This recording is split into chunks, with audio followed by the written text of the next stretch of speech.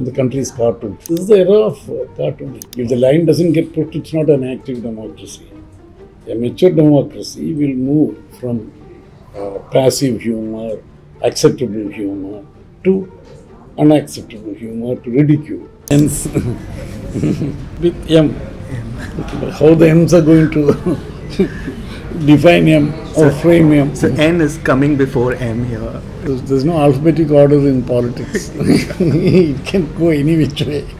So the Lok Sabha election results are out, and while you're reading the Indian Express, you're finding a lot of articles talking about elections, politics, but there's one very special area in the newspaper which catches everybody's attention, and I'm talking about Business as Usual by E.P. Unny. And it's a pleasure for me to have Sir with me. And so my questions are going to revolve around the current election and the results. Let me just start with with the recent political development where we see the Lok Sabha results out, and now we are heading towards a coalition. As a cartoonist, what are the interesting key takeaways for you? Yeah, we are back to a less stressful kind of a governance situation, I think. It will be a less stressful politics at work. This used to be a kind of, everybody used to say that the last 10 years saw the return to a one party, one man, one leader kind of a politics. Delhi centered, personality centered. This happened way back in the 70s with Mrs. Gandhi, Indira Gandhi. The general wisdom was that we were going back to that era, and the era of coalitions is over and so on. We seem to have switched right back to the era of coalitions, which is always interesting for a cartoonist because a coalition throws up more than one leader, collective leadership, internal conflicts. The more things come out, it's better for the cartoonist rather than things being pushed under the carpet. So it's always good to see people clashing in the open. Democracy is all about that. Democracy is all about difference of opinion, even within the government. And such coalition governments have delivered very well in India. Yeah. And they've also been extremely helpful to cartoonists. True. Otherwise, it would be just a monochromatic, one man or one kind of idea being moved by everybody, everyone else second guessing the leader. That sort of a thing is boring. Yeah. So specifically when we talk about cartoon or any kind of drawing a line is very important. But as a cartoonist, where one has to draw a line, as in, are there some rules or there are some regulations there? There's, it's not set. And all cartoonists, all satirists push the envelope. So the line gets pushed over the decades, over the ages. If the line doesn't get pushed, it's not an active democracy. A mature democracy will move from passive humor, acceptable humor, to unacceptable humor, to ridicule.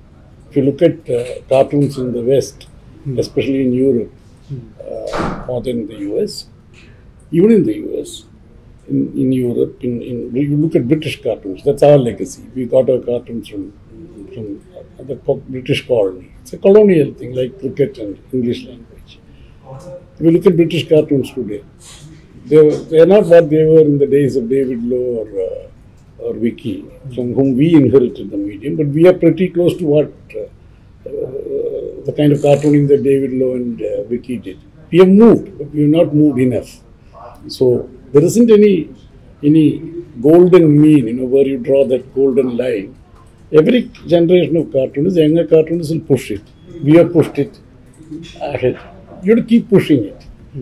So there is not a direct this thing. And also there is a court verdict in our favour in India, Madras High Court judgment, which says the cartoonist has the right to ridicule, not just criticize. So cartooning is not anymore a soft kind of a thing. It can hurt, it can offend. Yeah, so coming to the point of offense, like humor is a very important element of cartoons, but sometimes when people start feeling offensive, especially in the political domain, we've seen a lot of cartoonists falling in trouble also. So what do you have to say about that? Like, what do you suggest to those young cartoonists? There's nothing to suggest, because if you read that 9-page judgment out of that, this judgment by somebody called Justice Swaminathan, Madras High Court, I mean, the operative part of the judgment is about 4 or 5 pages. Anybody can read and understand. It's written in very plain English. Okay. Very clearly, he states that if you are thin-skinned, you have no right of proceeding against a cartoonist for defamation. If you are in public life, you are assumed to have a certain poise and a certain ability to take criticism. In a democracy, you should be able to take criticism. Otherwise, you have no business to be in public life. That's what he's telling practicing politicians or public personalities who claim to have been offended by a cartoon. And he says that at the drop of a hat, you can't get offended. And he says defamation, there's a certain threshold. He says to proceed against a cartoon, you must have the highest threshold. That's what he says. So that's all very well, more or less well defined. But I mean, I think a cartoonist should not be tasteless, should respect public taste. But that's again, that is a professional field that you develop over a period of time, and also a certain culture in a certain kind of a newsroom, Indian Express, a certain culture. So that you pick up. But I don't think at the drop of a hat you should proceed against a cartoonist, because the cartooning will not be possible. See, unless you have a certain basic irreverence, humor is not possible. Anytime did you face that somebody felt offensive of the cartoon or something? The cartoons people do feel offended, but they don't tell the cartoonists. Mostly they tell the editors or probably the proprietors, I don't know. Editors, because we are backroom people now. I don't circulate in the circle, so in the political circle. So they wouldn't come and tell you. Also, if the ministers, if the leaders are intelligent, they will use this opportunity to communicate. The more your cartoon, actually, in a certain sense, the more familiar you become to the reader or the people. You also get closer to the people. Yeah. You shouldn't be afraid of cartooning. Somebody like Gandhi, look at Gandhi, the way he was cartooned. He was widely cartooned. He was cartooned everywhere. And the cartoonists could reduce him to just one line, and still he didn't mind it. He knew the worth of it. He's one Indian politician who knew the value of cartooning. True. The more he got cartooned, he knew that he was getting that kind of exposure to the public. That's true. So you should not these guys shouldn't get too touchy about getting drawn.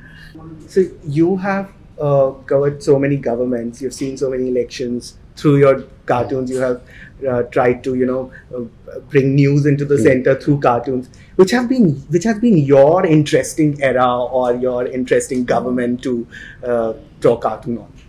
Any government which is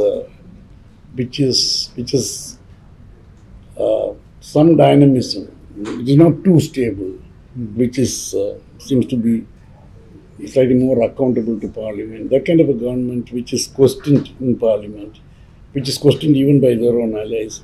That's the kind of government any cartoonist will like, because there's already a debate within the system, which a cartoonist can easily tap into. You need to see, it's a topical art. The news is created when there is a debate or a dispute. So I think a healthy power structure will throw up debates and disputes. So that way I have like coalition governments. Gowda government is good, interesting. Gujarat government is interesting. And minority government by Narasimha Rao was very, very interesting. These are the governments which a cartoonist will like. When I began my career with the Janata government. Janata, though it was a party, came after the emergency. It was virtually a coalition. Though it was a single party, it was a coalition of various kinds of political opinion, strands of political opinion. They threw up a lot of interesting things. One doesn't have to be scared of little chaos. Yeah. So the times to come, you are seeing that the interesting era for cartoonists is going to be certainly more interesting than the last 10 years. Certainly so. So let's also talk about now the times of digital era. Now everything is now more digital.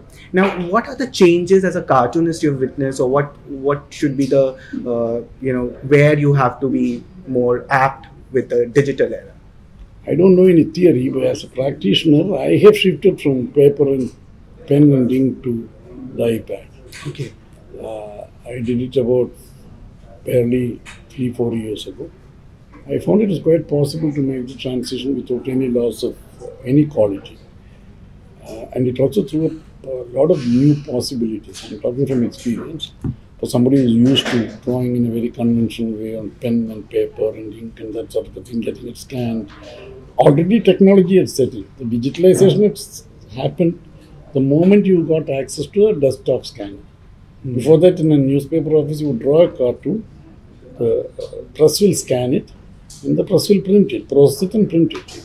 The moment you got a desktop scanner, you could scan it, and the moment internet came, you could scan it and send it from anywhere, even from home. If you have to update a cartoon at night, you don't have to come to the office and waste 1 hour. You can draw it and send it from home or wherever you are.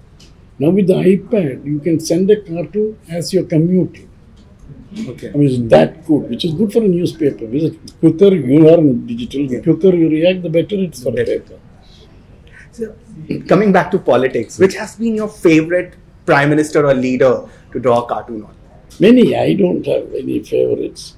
One prime minister I was particularly fond of was Narasimha Rao, because he had the air of a Chanakya, a statesman, a very seasoned kind of a politician who thought. He knew 14 languages and could be silent in every one of them. That was the thing. You know, he would not reveal what he wanted to do. There was always an air of slight mystery around him. And he knew the political craft so well. And he was extremely political, a huge administrative experience. So he was a challenge for a cartoonist. You are looking at a serious prime minister, and a prime minister who was also fallible, who was under threat. He was not a superman. Because he was part of a minority government, so he was under threat. So all his instincts were sharp when he was prime minister. He was very political. And does it come? Which you could sense in the kind of news that was made at the time. You could sense this political energy. Any cartoonist would love it. So, does it also make him a difficult political figure to make cartoon on? Is there a time when you draw a leader and you feel that it's so boring, it's so, not that interesting? Yeah, this happened. Actually, in his case, it happened the other way around. Okay. He was been part of the Mrs. Gandhi cabinet, earlier cabinets, Rajiv Gandhi's cabinet. When he held important portfolios. He was in charge of external affairs, he was in charge of HRB and all that, HR. But it was extremely difficult to draw his face at the time. There was no clarity.